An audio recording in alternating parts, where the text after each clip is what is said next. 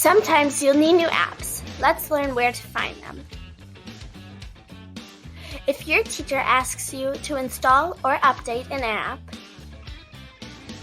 your iPad has a very important app to help. Look for the self-service app to install approved apps. To install, open self-service, search for the app, tap install, and you did it. Use self-service app to update all apps and get new features. Open self-service, search for the app, click reinstall, and you did it.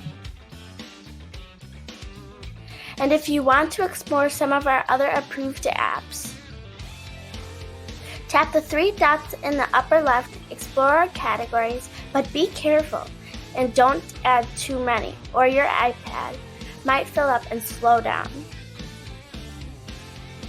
Find all approved apps in self-service. And please remember, your iPad is meant for learning.